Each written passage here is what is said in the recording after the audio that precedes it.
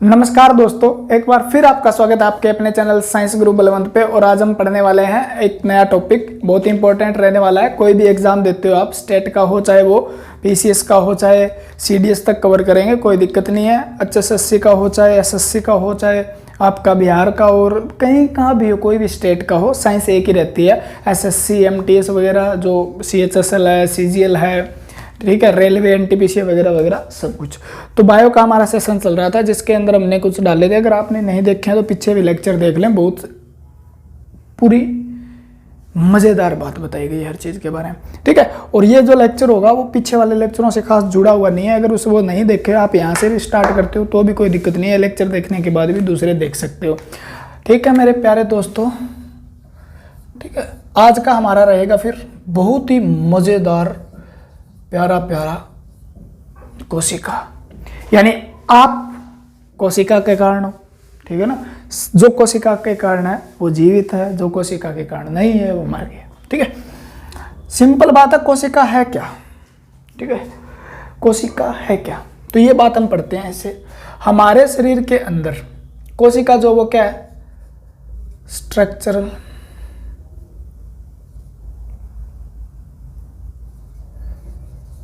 Functional, ठीक है,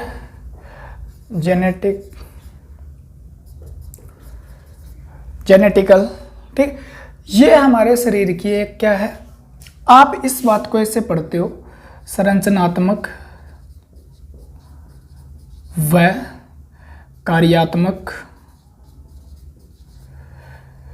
व आनुवांशिकी इकाई है, ठीक है, यूनिट ऑफ ऑर्गेनिज्म, ठीक है।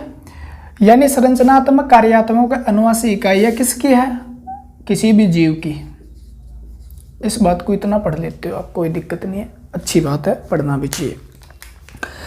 आपसे पूछेगा हमारे शरीर की संरचनात्मक व कार्यात्मक इकाई कौन सी है, आनुवांशिक इकाई कौन सी है, तो वो चीज़ मैं थोड़ा सा आगे डिस्कस करूंगा, लेकिन इकट्ठा आ जाए तो हमारा आंसर क्या रहेगा, यह हमारे शरीर की संरचनात्मक व कार्यात्मक इकाई है, ठीक है। यानी इस शब्द का मतलब क्या है, इस शब्द का मतलब क्या है, इस शब्द का मतलब क्या है, संरचनात्मक यानी संरचना देने वाली। आपके शरीर का जो निर्माण हुआ है ना, वो किसके कारण हुआ है, कोशिका के कारण हुआ है। यानी हमारे शरीर का जो भी आकार दिखाई दे रहा है ना, वो किसके कारण है, सेल के कारण है। यानी सेल से क्या बनते हैं, फिर पता है आपको, उत्तक बनते हैं, उत्तक से फिर आगे जाके मसल्स बनती है, मसल से आगे क्या बनेंगे, कोई ना कोई ऑर्गन यानी अंग बनेगा, और अंग के बाद क्या बनेगा, अंग के बाद अंग तंत्र बनेगा और हमारे शरीर का पूरा निर्माण होगा। यानी संरचना किसने दी, अगर कंकाल के अंदर क्या नहीं होता, ओस्टियोसाइट, ठीक है, ओस्टियोसाइट जो कोशिका वो नहीं होती तो हमारा कंकाल नहीं होता, और कंकाल नहीं होता तो हमारी इस प्रकार की संरचना नहीं होती। यानी कोई भी जीव की संरचना वो कोशिका पे निर्धारित करती है, ठीक है। कार्यात्मक यानी हमारे शरीर के अंदर जो जो कार्य हो रहे हैं ना, किसी न किसी प्रकार से आपने पाचन किया, मान लो पीछे आपने जो भी चलने का काम कर रहे हो, आप सोचने का काम कर रहे हो, सारी की सारी शरीर के अंदर क्या कर रही है, कोशिकाएं कर रही है, इसलिए इसे क्या बोला गया, कार्यात्मक इकाई। आनुवांशिक की क्यों कहा गया, क्योंकि इसके अंदर कुछ जेनेटिकल मटेरियल पाए जाते हैं, यानी इसके अंदर आनुवांशिकी जो क्या है पदार्थ पाए जाते हैं, वो क्या लेके जाते हैं, आपकी पीढ़ी दर पीढ़ी कुछ गुणों को लेके जाते हैं, इसलिए ये आनुवांशिक इकाई भी बोली जाती है। क्लियर है बात, ठीक है। तो हमारे शरीर की सबसे छोटी कार्यात्मक व संरचनात्मक इकाई है जिसका नाम क्या है, कोशिका है, ठीक है। तो आप यहाँ से पढ़ना शुरू करते हो, कोशिका है क्या, तो ये बात अगर कवर हुई, ठीक है। इस बात को हम इस प्रकार से समझ लें, यानी संरचनात्मक सेल से मिलकर क्या बनते हैं, टिश्यू बनते हैं, टिश्यू से क्या बनते हैं जी, आपके मसल्स बनती है, ठीक है। बहुत इंपॉर्टेंट चैप्टर है बायोलॉजी के लिए, अगर सेल नहीं आता आपको तो बायोलॉजी मतलब समझना बहुत ही मुश्किल हो जाता है। क्लियर है बात। मसल्स के बाद आपके क्या बने, ऑर्गन, अंग बने, और अंग के बाद ऑर्गन सिस्टम बना, ठीक है। और ऑर्गन सिस्टम के बाद आपका क्या बना, पूरा ऑर्गेनिज्म, यानी पूरा का पूरा शरीर बना, ठीक है। यानी कोशिका, हाँ जी, कोशिका बनी, कोशिका से उत्तक बने जी, कोशिका के समूह को उत्तक कहते हैं, उत्तकों के समूह को पेशियां कहते हैं, पेशियों के समूह को क्या बोलते हैं, फिर अंग बोलते हैं, अंग के समूह को क्या बोलते हैं, फिर अंग तंत्र बोलते हैं, और अंग तंत्र के समूह को क्या बोलते हैं जी, आपका पूरा शरीर यानी वो जीव बोला जाता है। तो ये सारा कुछ कर रहा है वो सेल ही कर रहा है। यानी हमने जो भी ऑर्गेनिज्म है वो क्या करेगा, कुछ भी खाएगा पिएगा, पचाने का काम, सोचने का काम सारा किसके द्वारा हो रहा है, सेल के, इसलिए कार्यात्मक और इस प्रकार से क्या तंत्र मिलकर आकार देते हैं। तो समझ गए ना, संरचनात्मक इकाई है। क्लियर है बात। अब सेल के बारे में अब अच्छे से क्वेश्चन पढ़ना शुरू करते हैं। क्लियर है। या बेसिक यूनिट, हमारे शरीर की आधारभूत इकाई क्या है, ठीक है, हमारे शरीर की बेसिक यूनिट क्या है या आधारभूत इकाई क्या है, तो भी हमारा आंसर क्या रहेगा, आधारभूत इकाई क्या है, तो भी आपका आंसर क्या रहेगा, कोशिका है। ठीक है, फिर कोशिका की बात चलते हैं। कोशिका आया कहाँ से, कैसे कैसे इसकी उत्पत्ति हुई, क्या क्या नाम पड़ा इसका। ठीक है, तो सबसे पहले कोशिका नाम, कोशिका विज्ञान बता देता हूं मैं, स्टडी ऑफ सेल को क्या कहा जाता है। तो इस चैप्टर का नाम वैसे मैं साइटोलॉजी रखता हूं पूरा का पूरा, ठीक है ना, यानी साइटोलॉजी लिखा आएगा। ठीक है, और आजकल जब जो प्रयोग हो रहा है वो हो रहा है सेल बायोलॉजी, भी इस टर्म को दिया जा रहा है। ठीक है ना, यानी कोशिका विज्ञान। तो आपको साइटोलॉजी जरूर याद रखना, कभी वो ये नहीं कहेगा कोशिका विज्ञान क्या है, कोशिका वगैरह वगैरह के बारे में। ठीक है, तो कोशिका विज्ञान के बारे में हमें पूरा का पूरा पढ़ना है, किस प्रकार से क्या क्या होगा। ठीक है, अब पढ़ने वाले हम। तो सबसे पहले की बात है, सर्वप्रथम कोशिका की खोज किसने की, तो 1665 ईस्वी के अंदर किसने की थी, तो आपका आंसर रहता है जी रॉबर्ट हुक ने की थी। किसने की थी, रॉबर्ट हुक ने। रॉबर्ट हुक ने सबसे पहले खोज की थी। साइटोलॉजी किसका अध्ययन है, साइट शब्द जुड़ा ही, आप इसके साइड में लिख लो, आप बहुत बार क्वेश्चन आता है, साइट शब्द ही कोशिका से जुड़ा हुआ है, कहीं पे भी जाओगे तो 1665 ईस्वी ने क्या की थी, रॉबर्ट हुक ने खोज की थी। ईस्वी में रॉबर्ट हुक नामक एक वैज्ञानिक थे जिन्होंने क्या किया, सेल की सबसे पहले खोज की थी। ठीक है, कहाँ की थी, तो आपका आंसर देना है कोरक पे की थी। कहाँ पे की थी, कोरक। ठीक है, कोरक पे की थी। किसने की थी, रॉबर्ट हुक ने की थी। ठीक है, अब ये कोशिका थी ना, ये कैसी कोशिका थी, तो आपको आंसर देना ये डेड सेल था। ठीक है ना, यानी मृत कोशिका थी। कौन सी कोशिका थी, मृत की। यानी सबसे पहले खोज कौन से सेल की हुई थी, तो आपका आंसर क्या रहेगा, तो आपका आंसर रहेगा प्लांट सेल की हुई थी। यानी कोरक क्या है, एक पादप होता है। ठीक है, आपने ढक्कन वगैरह देखे होंगे इसके बने होते हैं, तो ये एक रबड़ जैसा एक पादप होता है, मतलब जिस प्रकार से उससे क्या बनते हैं, कुछ कोरक के कुछ चीज़ें बनाई जाती है, ढक्कन वगैरह बनाए जाते हैं, पहले बनाए जाते थे। ग्लूकोज वगैरह की बोतल आपने देखी होगी जो दी जाती है आपको ड्रिप वगैरह, तो पहले जो कांच की बोतल होती थी उसके ऊपर एक ढक्कन सा लगा होता है, वो कोरक का होता था, ब्लैक ब्लैक। ठीक है, यानी ये कौन सी कोशिका थी, आप कहोगे जी पादप कोशिका थी। ठीक है, सारा कुछ बताऊंगा, एक एक क्वेश्चन यहाँ से आया हुआ है। ठीक है, और इसने कैसी संरचना देखी थी, बी हाइव, यानी मधुमक्खी के छत्ते जैसी, मधुमक्खी के छत्ते जैसी संरचना देखी थी इसने। क्लियर है बात। और इसका नाम क्या रखा गया था, सेलुला। ठीक है, जिसका मतलब होता है मोंक हाउस, यानी मोंक जो होते हैं उनके घर जैसे आकृति की एक संरचना देखी, यानी उसे सेलुला कौन क्या है, मतलब जो मोंक होते हैं ना उनके घर होते हैं ना, वो इस प्रकार के होते हैं, भी मधुमक्खी के छत्ते जैसे थे। ठीक है, उनके घर होते हैं, तो उसके नाम पे क्या रख दिया गया, वैसे इसका मतलब क्या होता है, स्मॉल रूम। ठीक है ना, छोटा कमरा। सेलुला शब्द का मतलब क्या है, लैटिन भाषा से लिया गया शब्द है जिसका मतलब होता है छोटा कमरा। इस शब्द से क्या बन गया, फिर सेल बन गया निकल के। क्लियर है, और सेल शब्द किसने दिया था, तो आपका आंसर क्या रहेगा, सेल शब्द का प्रयोग किया था सबसे पहले हार्ट पिग ने। ठीक है ना, हार्ट पिग ने सेल शब्द का सबसे पहले प्रयोग किया था। अब आपसे पूछेगा खोज किसने की, तो आपका आंसर क्या रहना चाहिए जनाब। ठीक है, इन्होंने रॉबर्ट हुक ने क्या दिया, कोरक, यानी कोरक क्या था, एक पादप था। ठीक है, वहां पर एक ढक्कन से ऊपर उसने क्या देखा, एक ऐसी संरचना देखी, मधुमक्खी छत्ते जैसी संरचना देखी, और उसका नाम क्या रख दिया गया, सेलुला रख दिया गया। ठीक है, उसका नाम क्या रख दिया गया, सेलुला रख दिया गया। ठीक है, वो कोशिका कैसी थी, ठीक है ना, कोशिका कैसी थी, मृत थी या जीवित थी, तो आपका आंसर क्या रहेगा, मृत कोशिका की खोज किसने की, तो आपका आंसर क्या रहेगा, रॉबर्ट हुक ने की थी। वो कोशिका पहले पादप कोशिका की खोज हुई या जंतु कोशिका की, तो आपका आंसर रहेगा पादप कोशिका की, रॉबर्ट हुक द्वारा हुई थी। मधुमक्खी के छत्ते जैसी संरचना, यानी कोशिका जो रॉबर्ट हुक ने जो कोशिका की खोज की थी उसकी संरचना कैसी थी, तो मधुमक्खी के छत्ते जैसी संरचना थी। सेलुला शब्द का मतलब क्या होता है, छोटा कमरा। ठीक है ना, सेलुला, ये शब्द सेल शब्द कहां से आया, तो सेलुला शब्द से आया।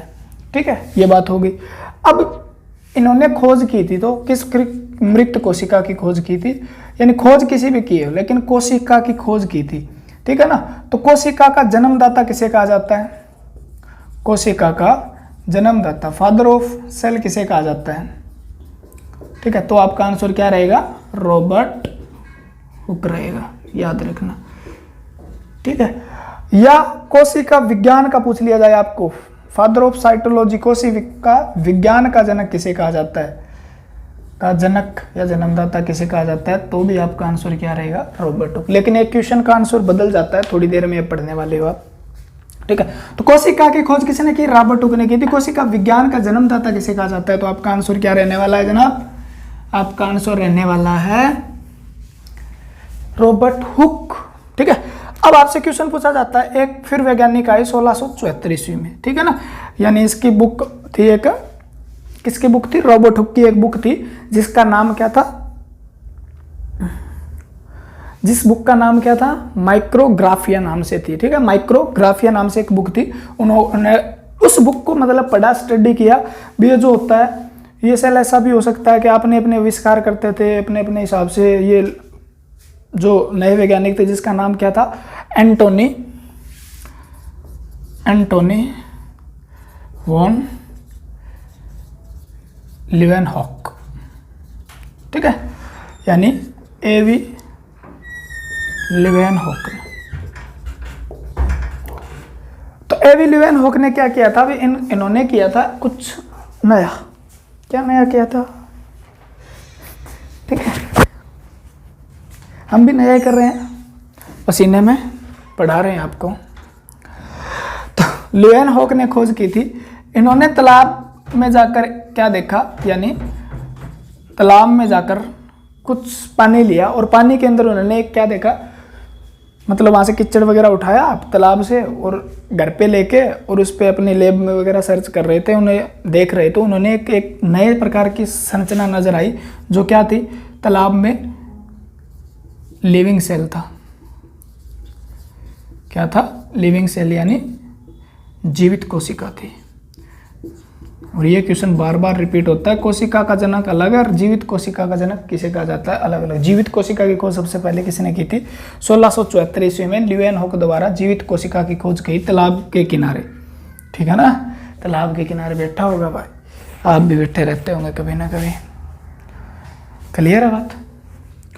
तो जीवित कोशिका का जनक किसे कहा जाता है, आपसे क्वेश्चन पूछा जाता है, लिविंग सेल का फादर या जीवित कोशिका का की खोज किसने की, जनक किसे कहा जाता है, तब आपका आंसर क्या रहेगा, लीवेनहॉक रहेगा। क्या रहेगा, लीवेनहॉक।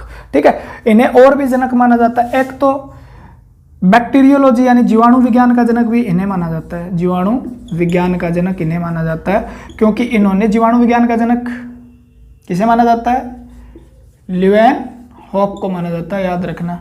ठीक है, जीवाणु के खोजकर्ता भी कौन है, सबसे पहले खोजकर्ता, जीवाणु के खोजकर्ता जे, उसका नाम भी क्या है, लीवेनहॉक है, जीवाणु की खोजकर्ता। कब हुई थी, 1683 ईस्वी में।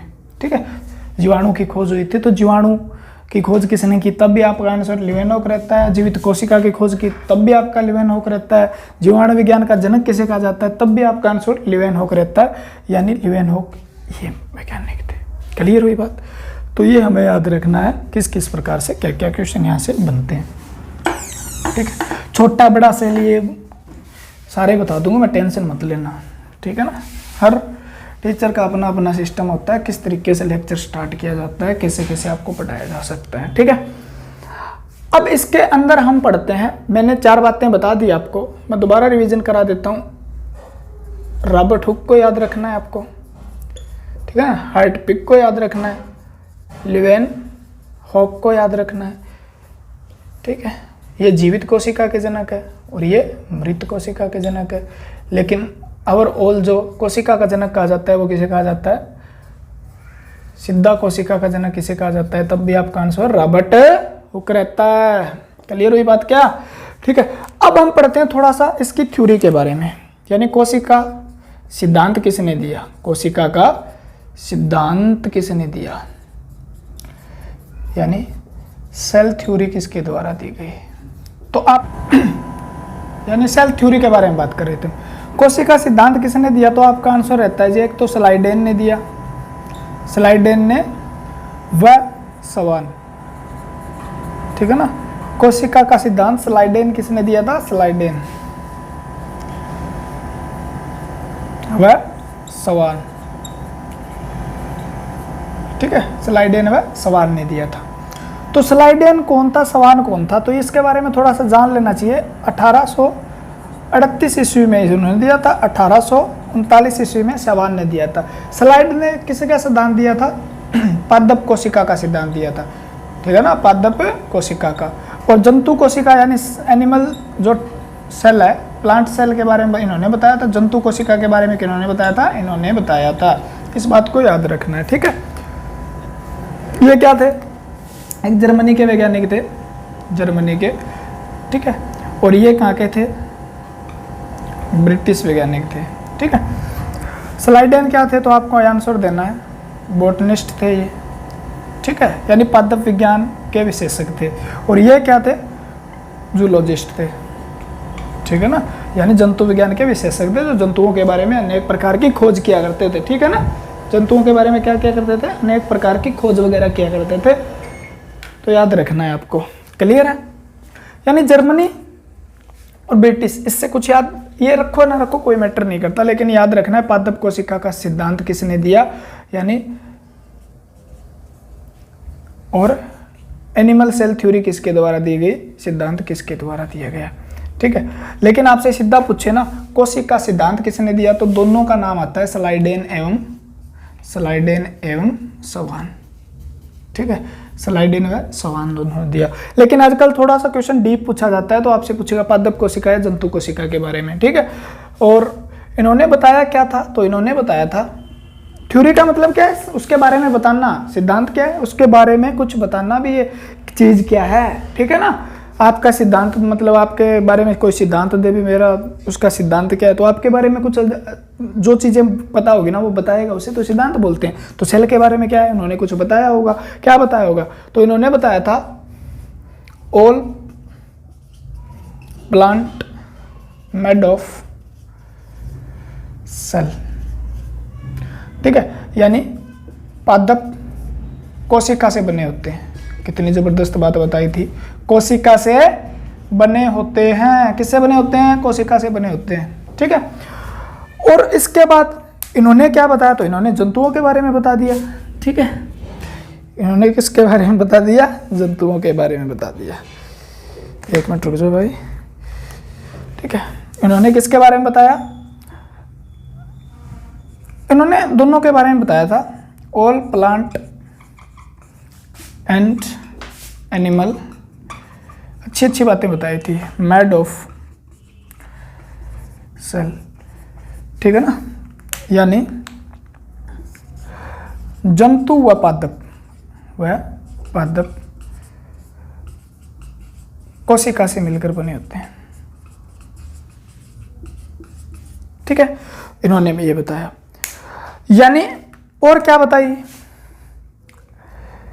इट्स लिविंग हैव सेल, ठीक है ना, यानी प्रत्येक सजीव के पास कोशिका होती है। यानी कहने की बात वही है ना, ठीक है ना, प्रत्येक जीव के पास कोशिका, यानी कोशिका से बने होते हैं। बात खत्म हुई। उन्होंने एक बात और भी बताई थी। क्या बताई थी? काफी कुछ बताया था, हम पढ़ते हैं बीएससी के अंदर तब जाके पता चलता है। और क्या इन्होंने बताया था? Only plant cell cover by cell wall, ठीक है ना। तो इन्होंने का मतलब था कोशिका, पादप कोशिका के ऊपर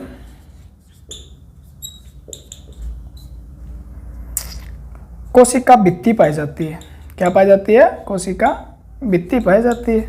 ये बात भी इन्होंने बताई, ठीक है। इन्होंने कुछ ये भी बातें बताई थी दोनों ने। क्या होता है, सेल के अंदर न्यूक्लियस पाया जाता है, यानी प्रत्येक सेल के अंदर केंद्रक पाया जाता है, केंद्रक पाया जाता है। लेकिन ये बात सही नहीं है आगे जाके, क्योंकि जब तक इन्होंने देखा उतने सेल के अंदर क्या था, एक केंद्रक था। लेकिन आगे जाके हमें कुछ पता चला, जैसे आरबीसी, स्तनधारियों के आरबीसी में केंद्रक नहीं है, ठीक है। उसके बाद हमने देखा होगा जो क्या फ्लोएम, ठीक है, जाइलम जो है, उनके अंदर भी सेल नहीं है। आगे जाके हम पढ़ेंगे उसके अंदर भी क्या है, केंद्रक नहीं है। तो ये बात झूठी हो गई थी, लेकिन इन्होंने बता दिया अपनी तरफ से। मतलब उस पुराने जमाने के थे, इन्होंने जो कुछ बताया था वो अपने हिसाब से सही बताया था, क्योंकि इन्होंने सभी सेल पे तो खोज नहीं किया होता ना। तो आपको याद रखना है। स्लाइड एवं 7 सीधा पूछे कोशिका का सिद्धांत किसने दिया था। लेकिन आपसे क्वेश्चन पूछ लिया जाता है क्या, मॉडर्न सेल थ्योरी किसके द्वारा दी गई थी, ठीक है ना। कौन सा वैज्ञानिक था जिसने आधुनिक कोशिका सिद्धांत का जनक कहा जाता है। तब आपका आंसर क्या रहेगा, यानी 1855 ईस्वी के अंदर, ठीक है। क्या था, मॉडर्न सेल थ्योरी, यानी आधुनिक कोशिका सिद्धांत किसके द्वारा दिया गया, कोशिका सिद्धांत किसके द्वारा दिया गया। तब आपका आंसर रहता है रॉबर्ट विर्चो, ठीक है, यानी रॉबर्ट विर्चो के द्वारा दिया गया। रॉबर्ट विर्चो के द्वारा क्या दिया गया, आधुनिक। क्योंकि वो क्या हो गए थे, उन्हें बता तो दिया भी सेल से बने होते हैं, सेल से वो बना होता है, सेल से प्लांट बना होता है, सेल से क्या बना होता है, एक जीव बना होता है, यानी जंतु बने होते हैं। ये बात उन्होंने बता दी थी, ठीक है। लेकिन एक बात उन्होंने नहीं बता पाए थे, उन्हें पूछा गया भी ये बने हुए हैं तो कैसे है, तो सेल आया कहाँ से था। तो इन्होंने क्या किया, इस शब्द का उनके पास जवाब नहीं था, ठीक है। तो वो, क्योंकि उन्होंने जितना जानेंगे उतना ही बताएंगे। अब मेरे को कोई ऐसी चीज़ पूछ ली जाए जिसके बारे में नहीं जानता, तो उसका मेरे पास जवाब तो नहीं हो सकता। मैं तोड़ मरोड़ के फेंक दूं या तो वो सटीक तो नहीं बैठेगा ना। तो इन्होंने क्या किया, रॉबर्ट विर्चो ने बताया भी, क्या बताया, all cell come from pre एग्जेक्टिव सेल, यानी कोशिका जो होती है ना, कोशिका अपने, कोशिका का निर्माण, ऐसे लिख लो आप, कोशिका का निर्माण कोशिका द्वारा ही होता है। किसका निर्माण, यानी कोशिका द्वारा ही क्या होता है, कोशिका बनाई जाती है। ये बात किसने बताई थी, आधुनिक कोशिका सिद्धांत जिसने दिया था, रॉबर्ट विर्चो ने दिया था। आपको आंसर पूछे आधुनिक कोशिका सिद्धांत किसने दिया था, रॉबर्ट विर्चो ने 1855 में दिया था। और 1858 में, लगभग 1858 में इन्होंने क्या बताया था, पूरा अच्छी तरह से सेल डिवीजन के बारे में बताया था, ठीक है ना। सेल डिवीजन यानी कोशिका विभाजन। तो आपसे पूछे कोशिका विभाजन सबसे पहले किसने देखा था, तो कोशिका विभाजन भी सबसे पहले रॉबर्ट विर्चो ने देखा था। और आधुनिक कोशिका विज्ञान का जनक, आधुनिक कोशिका सिद्धांत का जनक भी किसे माना जाता है, रॉबर्ट विर्चो को माना जाता है, ठीक है। इतना ही पढ़ लो आप, ज़्यादा थोड़ा सा डीप जाएंगे तो आपके काम की चीज़ें नहीं है, लेकिन टाइम खराब हो जाएगा, ठीक है। तो कोशिका सिद्धांत किसने, आधुनिक किसने दिया था, 1858 में। कोशिका विभाजन भी इन्होंने बताया था। क्लियर है बात क्या,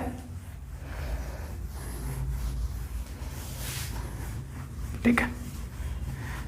इस बात को हम क्लियर करें तो आगे हमें क्या पढ़ना होता है, कोशिका के अंदर।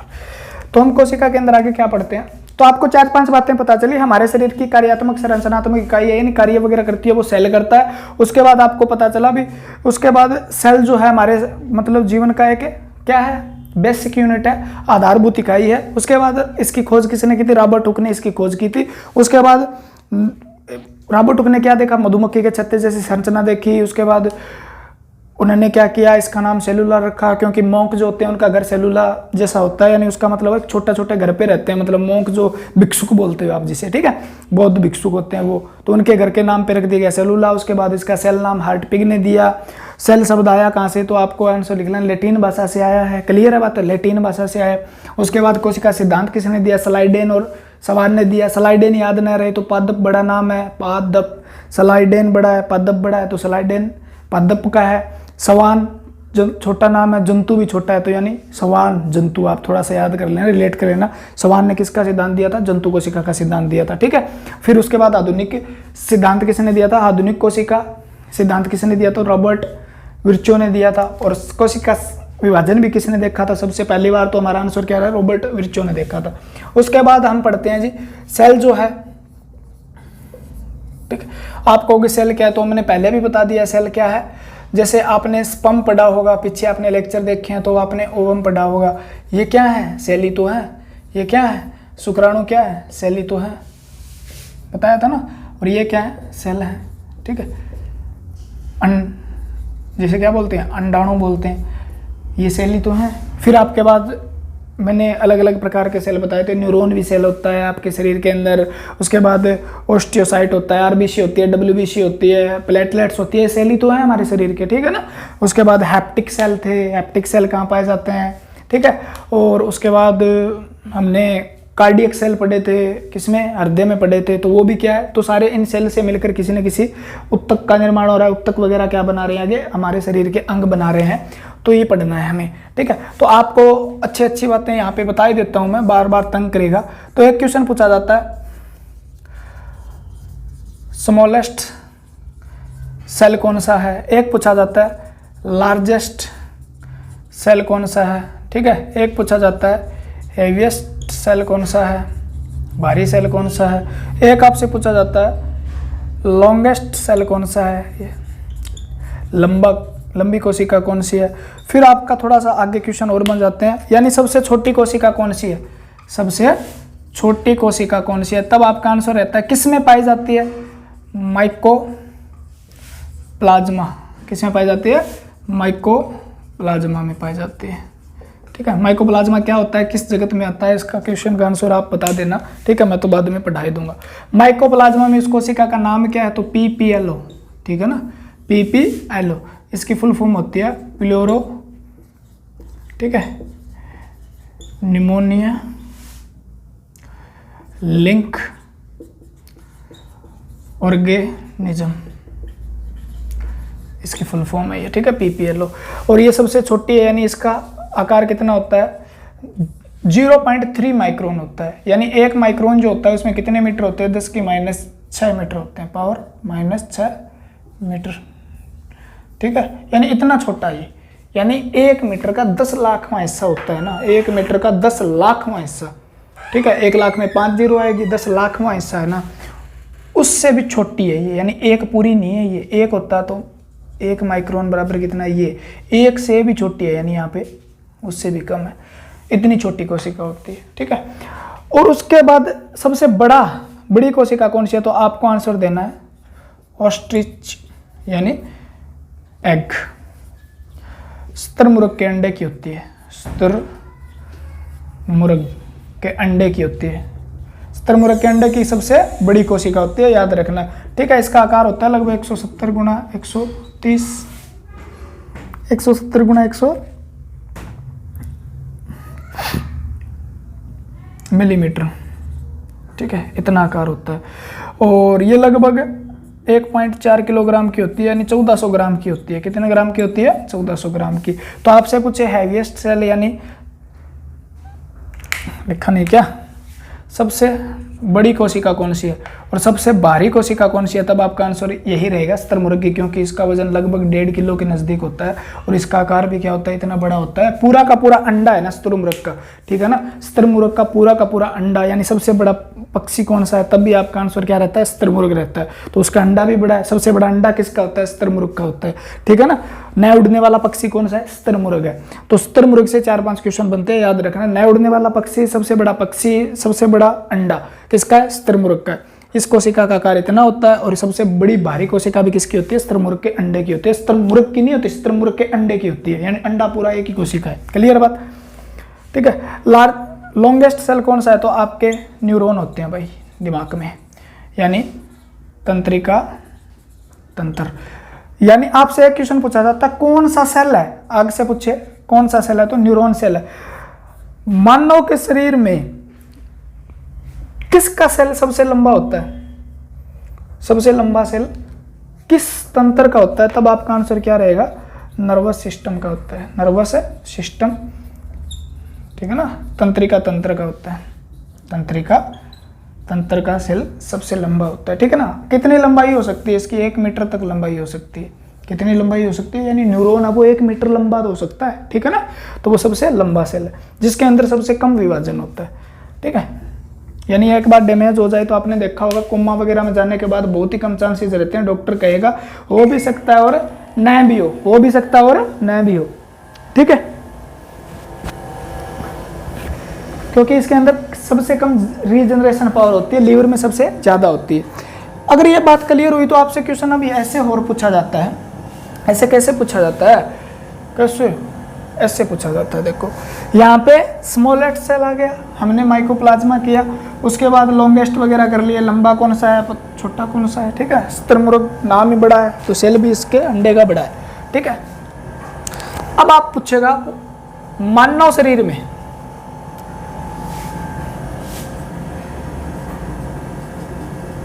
अब यहाँ पे ये नाम डाल देगा वो, मानव के शरीर में सबसे छोटा सेल कौन सा है? मानव के शरीर में सबसे छोटा सेल कौन सा है? मानव के शरीर में सबसे छोटी कोशिका कौन सी है? यानी मानव शरीर में सबसे छोटी कोशिका कौन सी है? तो आपका आंसर क्या रहेगा? अब आप सोचोगे पीपीएलओ होती होगी, पीपीएलओ तो माइकोप्लाज्मा की थी। आपके शरीर में सबसे छोटी कोशिका होती है स्पर्म, ठीक है ना। स्पर्म यानी शुक्राणु, सबसे छोटी कोशिका शुक्राणु है आपके शरीर में। लार्जेस्ट यानी सबसे बड़ी, मानव शरीर में सबसे बड़ी कोशिका कौन सी होती है? तब आपका आंसर रहेगा ओवम यानी अंडाणु। और ये पहले पढ़ भी चुके हो आप, अंडाणु का निर्माण कहाँ पे होता है? अंडाशय के अंदर होता है। शुक्राणु का निर्माण टेस्टिस के अंदर होता है, ठीक है। और ये क्या सबसे, शुक्राणु सबसे छोटा है, जो क्या है? मेल रिप्रोडक्टिव सेल है। ये रिप्रोडक्टिव सेल है, आपको पता भी होना चाहिए, यानी पुरुष जनन कोशिका, ये पुरुष जनन कोशिका। ओवम क्या है जी? ये फीमेल रिप्रोडक्टिव सेल है। तो आपका आंसर क्या देना है? मादा जनन कोशिका सबसे बड़ी कोशिका होती है मानव शरीर के अंदर, ठीक है। और नर जनन कोशिका जो होती है वो क्या होती है? सबसे छोटी कोशिका होती है। भारी सेल के बारे में नहीं पूछेगा, छोड़ दो इस बात को। लंबा सेल फिर वही बात है, न्यूरॉन ही होगा हमारे शरीर में, ठीक है ना। 1 मीटर लंबाई होती है, लंबा सेल कौन सा है?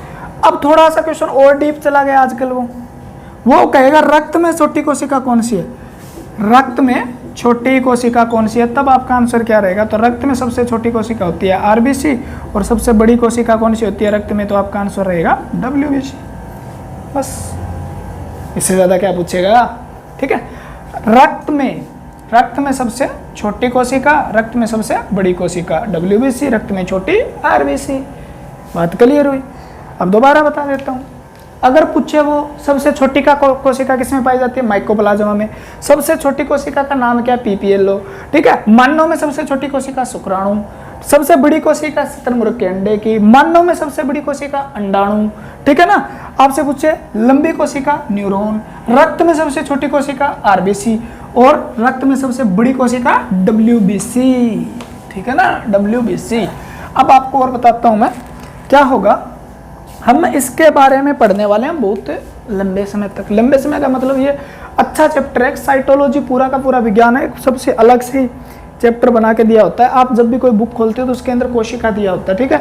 आपको समझ नहीं आता, पढ़ने के बाद समझ आता है। कुछ चीज़ें ऐसी भी होती है जो आराम आराम से याद की जा सकती है, अलग अलग जगह दी होती है, हमें याद नहीं होती, हमें पता है, ठीक है। तभी तो हम बैठे हैं यहाँ पे, आप टेंशन क्यों लेते हो? सारा कुछ करा देंगे, कितनी बुकों में दिया हो। हम पढ़ेंगे सेल के बारे में, ठीक है। जो कुछ पढ़ा ओवरव्यू था इंट्रोडक्शन था, क्या क्या क्वेश्चन पूछे। सेल के अंदर क्या होता है उसका सेल स्ट्रक्चर पढ़ने वाले हैं। क्या पढ़ेंगे? Cell structure.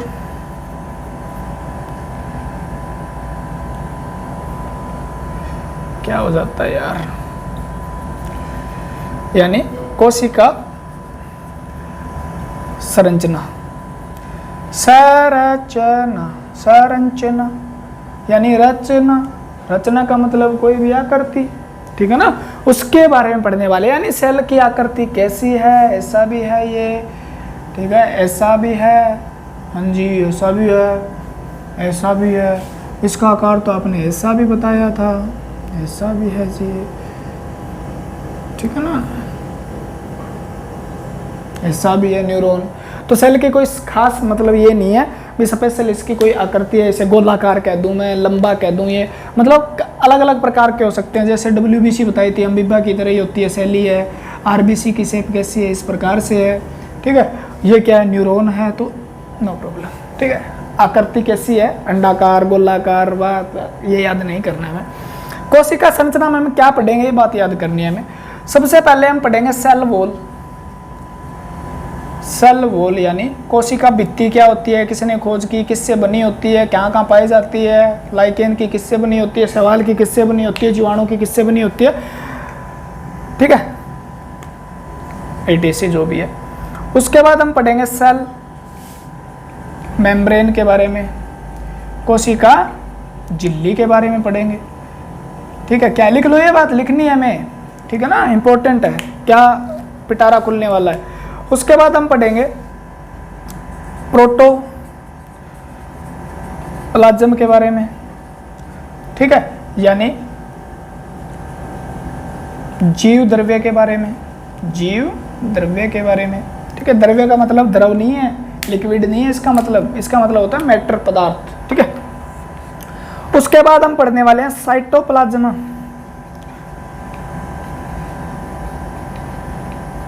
ठीक है। सेल मेम्ब्रेन को प्लाज्मा मेम्ब्रेन भी बोलते हैं, आगे बता दूंगा मैं। झिल्ली से किससे बनी होती है, कहाँ पाई जाती है, भित्ति कहाँ पाई जाती है, साइटोप्लाज्म क्या है, ठीक है, यानी इसे बोलते हैं कोशिका द्रव्य, कोशिका द्रव्य, कोशिका द्रव्य।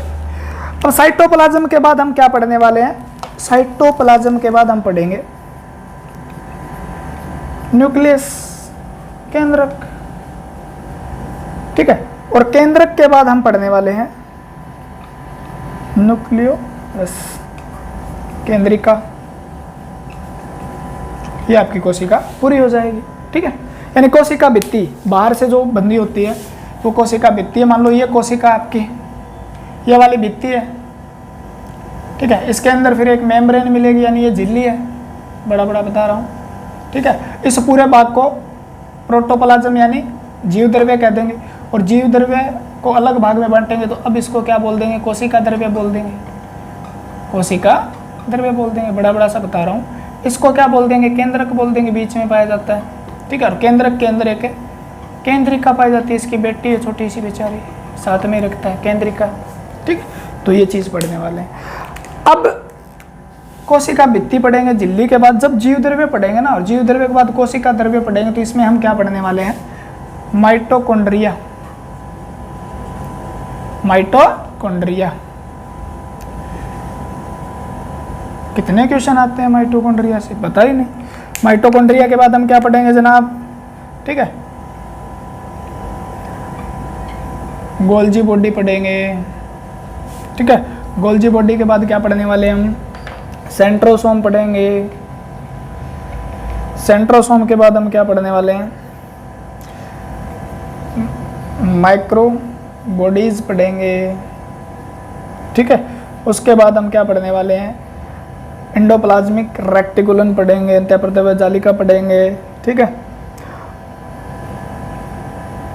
इसके बाद हम पढ़ेंगे वोक्यूलस पढ़ेंगे। उसके बाद हम रिक्तिका जिसे बोलते हैं, ठीक है। सेंट्रोसोम, माइटोकॉन्ड्रिया, प्लास्टिड रह गया, प्लास्टिड यानी लवक पढ़ेंगे। और क्या रह गया, लाइसोसोम रह गया भाई आपका, लाइसोसोम, ठीक है, लाइसोसोम। हाँ, लाइसोसोम से याद आया राइबोसोम, तो हम क्या पढ़ने वाले हैं, इस बारे में पढ़ते हैं, यानी राइबोसोम पढ़ने वाले हैं हम, किसमें, कोशिका, राइबोसोम। राइबोसोम के बाद लाइसोसोम, हमें पता होना चाहिए पढ़ने क्या वाले हैं हम, ठीक है ना। लाइसोसोम, माइटोकॉन्ड्रिया, गोल्जी काय, ठीक है, गोल्जी काय, यानी सेंट्रोसोम को तारक काय। उसके बाद माइक्रोबॉडी, सूक्ष्म, ठीक है, सूक्ष्म बॉडी, क्लियर है। अतः प्रद्रव्य जालिका, एंडोप्लाज्मिक रेक्टिकुलम, इसे बोलते हैं रिक्तिका, क्या बोलते हैं, रिक्तिका, इसे बोलते हैं लवक। इन चीज़ों के बारे में एक दो रह गया तो और भी पढ़ लेंगे, कोई दिक्कत नहीं है, सब पूरा पूरा कवर होगा, छोड़ने वाले तो कुछ है नहीं, ये चीज़ें पढ़ने वाले हैं। केंद्रक केंद्र हम डीएनए पढ़ेंगे, डिऑक्सी, ठीक है, राइबोन्यूक्लिक एसिड, फिर राइबोन्यूक्लिक एसिड आरएनए पढ़ेंगे, फिर क्रोमोसोम पढ़ेंगे, यानी गुणसूत्र पढ़ेंगे, और उसके बाद हम जीन पढ़ेंगे, और ये केंद्रक भी खत्म हो जाएगा, ठीक है। केंद्रिका के अंदर थोड़ा बहुत ही पढ़ना है, हमें कुछ नहीं पढ़ना। तो ये आपका सेल का पूरा रहेगा। सेल जैसे ही पूरा होगा उसके बाद हम पढ़ेंगे सेल डिवीजन, ठीक है ना। क्या पढ़ेंगे, कोशिका विभाजन, कोशिका विभाजन पढ़ेंगे। कोशिका विभाजन में क्या पढ़ने वाले हैं, तो कोशिका विभाजन में हम पढ़ने वाले हैं, कोशिका विभाजन में हम पढ़ने वाले हैं ए माइटोसिस, ठीक है, माइटोसिस, ठीक है, मियोसिस, यानी असूत्री विभाजन, असूत्री, समसूत्री और अर्धसूत्री विभाजन पढ़ेंगे, और ये हमारा चैप्टर खत्म हो जाएगा। उसके बाद साइंस स्पेशल है, बता देता हूँ, साइंस के अंदर कहीं से भी क्वेश्चन आ जाए, कहीं से भी आ जाए, ठीक है ना। पूरी सिलेबस कंप्लीट होने के बाद कोई दिक्कत नहीं, आपको कोई प्रॉब्लम नहीं आने वाली। आप पढ़ते रहिए, मजे लेते रहिए, ठीक है। तंग तो होना पड़ेगा भाई, थोड़ा बहुत तो तंग होना पड़ेगा, ठीक है। आवाज़ वगैरह की थोड़ी बहुत प्रॉब्लम आ जाती है, आवाज़ उधर से आ जाती है, तो इसको आप टेंशन में लेके पढ़ते हो ना, तो इसका मतलब ये है भी आपका पढ़ाई पे कम ध्यान है, आपका माइंड डाइवर्ट हो रहा है। तो थोड़ा सा कई बार आवाज़ वगैरह की दिक्कत हो जाती है, थोड़ा सा एडजस्ट कर लिया करो। बाकी ईयरफोन लगा के पढ़ने में आसानी होती है, जब आप हेडफोन लगा के डाल के बैठते हो तो आपका माइंड डाइवर्ट नहीं होता, तो वो पढ़ो आप, ठीक है। पूरी ईयरफोन लगा के आराम से सेट होके बैठ जाओ कहीं पे, और साथ साथ में अपने नोट्स बनाते जाओ। नोट्स अपने बनाए हुए याद रहेंगे, क्योंकि पेपर के टाइम जब रिवीजन करना होगा ना आपको, तो रिवीजन कब होगा, अपने नोट्स से होता है, न कि दूसरों के नोट्स या किताबों से होता है। क्योंकि आपका लिखा हुआ शॉर्ट नोट्स बनाइए, जैसे मैंने लिखा है, ये बातें लिख दी, मान लो छोटी छोटी, इस तरीके से लिख दी आप। जैसे आपने ये लिखना जरूरी नहीं है कोशिका का खोजकर्ता कौन है, आप लिखो कोशिका रॉबर्ट हुक, आपको हिट करना चाहिए। रॉबर्ट हुक पढ़ते भी मेरे को रॉबर्ट हुक किसके बारे में पढ़ा था, 3 बार ऐसे पढ़ोगे सेट बैठ जाएगा, ठीक है ना। रॉबर्ट हुक पढ़ोगे, स्लाइडेन सेवान वगैरह भी, ये नाम लिखा क्यों था मैंने, इसका जरूरी है किसने दिया, ऐसे थोड़ी लिखना होता है। नोट्स बनाओ, यानी बहुत ही छोटे छोटे नोट्स, मतलब उसके जो क्वेश्चन आंसर इस प्रकार से सेट हो। जैसे मैंने कह दिया कोशिका, ठीक है ना, तो कोशिका के आगे आपको ऐसे थोड़ी लिखना, कोशिका विज्ञान को क्या कहते हैं, आप सीधा लिख लो साइटोलॉजी, ठीक है ना। एक दिन अपने आप याद आ जाएगा, 2 बार पढ़ोगे अपने आप सेट हो जाएगा। अभी कोशिका के विज्ञान को साइटोलॉजी कहते हैं, पूरा लिखने की जरूरत नहीं है। नोट्स छोटे बनाओ, सेट करके बनाओ, और ठीक है, ताकि पेपर के समय आप जितने भी 80, 85, 100 पेज होंगे ना, वो 1 मिनट, ठीक है ना, 1 मिनट में तो नहीं हो पाएगा, मतलब हो जाए। 15 दिन आपके पास होते हैं पेपर आने से पहले, तो 15 दिन में आपके 15 के 15 जितने सब्जेक्ट है ना, वो रिवीजन मार लो आप, यानी एक दिन एक सब्जेक्ट को दोगे, रिवीजन हो जाएगा। इतने छोटे छोटे नोट्स बना लो सेट करके, क्लियर है बात, और नोट्स से कामयाब हो जाओगे आप। तो हमारी तरफ से आज इतना ही, शुभकामनाएं। लेक्चर देखते रहिए, पसंद आए ना पसंद आए आपकी मर्जी है, वैसा कर दीजिए। जैसा आपको ना पसंद है तो मतलब ना पसंद वाला दबा दीजिए, पसंद है तो पसंद वाला दबा दीजिए, ठीक है। कमेंट भी करिए, कमेंट करने में आपको, हमें कमेंट क्या देते हैं, आप अच्छे अच्छे कमेंट लिखते हो, हमारी एनर्जी बूस्ट होती है और हम उतना ही ज़्यादा मेहनत कर पाते हैं, ठीक है। और मैं तो वैसे भी आपको पता है मेहनत अच्छी कर रहा हूँ ना, 1-1 घंटे के लेक्चर, वो भी किस तरीके से। तो सभी को मेरी तरफ से बहुत सारा प्यार और जय हिंद। कल मिलते हैं।